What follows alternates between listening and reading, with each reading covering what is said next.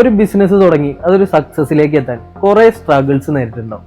അതുപോലെ dam sure തുടങ്ങുമ്പോൾ അതിന്റെ തുടക്കകാലത്തിൽ നേരിട്ടുള്ള വെല്ലുവിളികൾ എന്തൊക്കെയായിരുന്നു? തുടക്കത്തിൽ നേരിട്ടുള്ള വെല്ലുവിളി എന്ന് പറയുന്നത്, ഞാൻ തുടങ്ങുന്നത് 1996 ആ കാലഘട്ടത്തിൽ ഈ വാട്ടർ പ്രൂഫിങ് എന്താണ് അതിൻ്റെ പ്രാധാന്യം, എന്തിനാണ് വാട്ടർ പ്രൂഫിങ് എന്നൊന്നും ഉപഭോക്താക്കൾക്ക് അറിയില്ല. അന്ന് മണലും സിമെൻ്റൊക്കെ ഉപയോഗിച്ച് കെട്ടിടം ഉണ്ടാക്കുന്നു, 2-3 വർഷം കഴിഞ്ഞാൽ ചോരുന്നു. അതിനെന്താ സൊല്യൂഷൻ എന്നോ അന്ന് എന്താ പറയുക, അതിനെ ഫോക്കസ് ചെയ്തിട്ടുള്ള ഒരു മെറ്റീരിയൽ പോലും അന്ന് മാർക്കറ്റിൽ ഉണ്ടായിട്ടില്ല. ഒരു സ്ക്വയർ ലാറ്റക്സ് മാത്രമേ ഉണ്ടായിരുന്നു. അങ്ങനെയുള്ളൊരു സാഹചര്യത്തിലാണ് ഇതിലേക്ക് വരുന്നത്. അപ്പോൾ ജനങ്ങൾക്ക് ഇതിനെക്കുറിച്ചിട്ടുള്ള ഒരു ബോധവൽക്കരണം നൽകുക എന്നുള്ളതാണ് ആദ്യത്തെ 10 വർഷത്തെ ഏറ്റവും കഠിനാധ്വാനം എന്ന് പറയുന്നത്.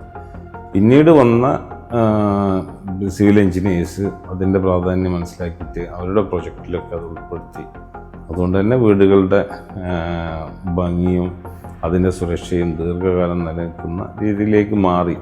അതാണ്. അപ്പോൾ ഉപഭോക്താക്കളെ ഡാം ഷുവറിൻ്റെ വിശ്വാസം പിടിച്ചു പറ്റുക, അല്ലെങ്കിൽ ഡാം ഷുവറിൻ്റെ പ്രൊഡക്റ്റിൻ്റെ ക്വാളിറ്റി അവർക്ക് എത്തിച്ചു കൊടുക്കുക എന്നുള്ളതായിരുന്നു ആദ്യത്തെ ഞങ്ങളുടെ ടാസ്ക്. പിന്നീട് ജനങ്ങളിൽ അത് ഏറ്റെടുത്തു. ഇന്ന് മാർക്കറ്റിലുള്ള ഏത് പ്രൊഡക്റ്റിനെക്കാട്ടും കൂടുതൽ ക്വാളിറ്റി ഡാം ഷുവറിനെന്ന് അവർ തന്നെ പ്രൂവ് ചെയ്ത് പറയുന്ന പല സാഹചര്യങ്ങളുണ്ടായിട്ട് അത്തരത്തിൽ പോയതുകൊണ്ട് തന്നെയാണ് നമുക്ക് വലിയ വലിയ പ്രോജക്റ്റുകൾ, അദാനി, അതേപോലെ SRO, അങ്ങനെയാണ്.